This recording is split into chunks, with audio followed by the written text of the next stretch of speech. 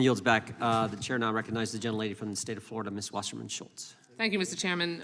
Mr. Williams, do you want to take about 30 seconds to respond? It won't even take 30 seconds, Congressman. What I would say is, if we're talking today about what's within Congress's powers and duties under Article 1 of the Constitution, one such thing is legislation. If Congress wishes to pass bipartisan legislation, either about the Federal Elections Commission or lobbying requirements, have at it. That is Congress's role, and work together and do it. I would support it, and I'm sure many people in this room would. Alas, our first bipartisan agreement. We're in agreement there, I think. Reclaiming my time. Sorry, I'm sorry. No, that's okay. Not from you. Thank you. First, I want to thank you, Ms. Parker. As a victim of the Caesar Sayoc bomb package case, along with my staff, I appreciate your service and the work that you did in the Miami Bureau. Mr. Williams, you worked in oversight for a long time, as you noted, in Congress for the executive branch. You've seen it at its best and worst.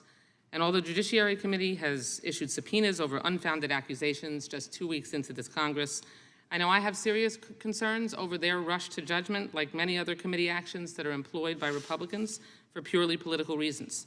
But their move also clearly shows that when Republicans are in charge, they use the levers of power to weaponize government. So can you tell us some examples of congressional oversight that has been abused in that way? Well, what I will say, Congresswoman, is that when congressional oversight is abused, history doesn't treat it well.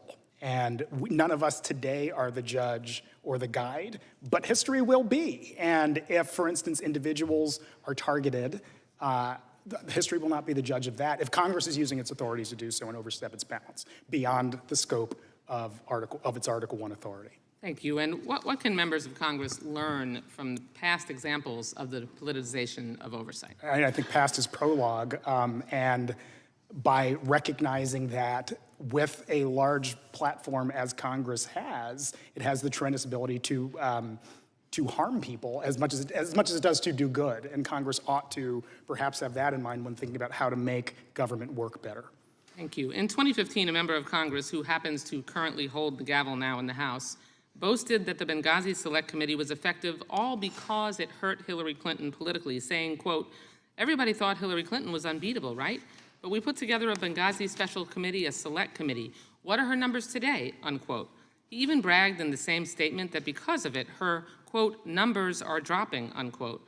During Hillary Clinton's 2016 campaign, Republicans held 9 investigative hearings focusing on her, including one where they called her to testify for over 11 hours.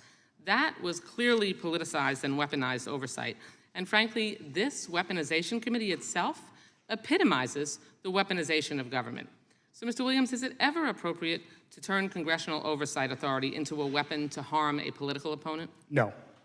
And how can the politicization of congressional oversight harm the credibility of future congressional investigations? That's exactly the point I was going to get to, Congressman. If the public loses its faith in Congress's ability to be a fair arbiter of oversight disputes, then what does Congress have ultimately? So yes, this is about the integrity of Congress, I think. Thank you so much. Mr. Turley, turning to you, have you ever worked for Twitter? No. Do you have any formal relationship with the company? No, I just have an account. Do you have any specific or special or unique knowledge about the inner workings of Twitter? Nothing beyond the Twitter files and what I read in the media. So essentially, your responses to the questions here today were your own opinion and pure conjecture.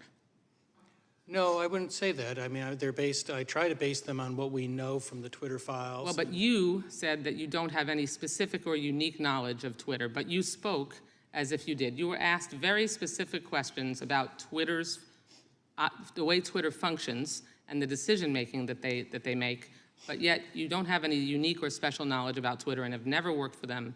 And so this is only just your opinion, would you say, as a Twitter account user?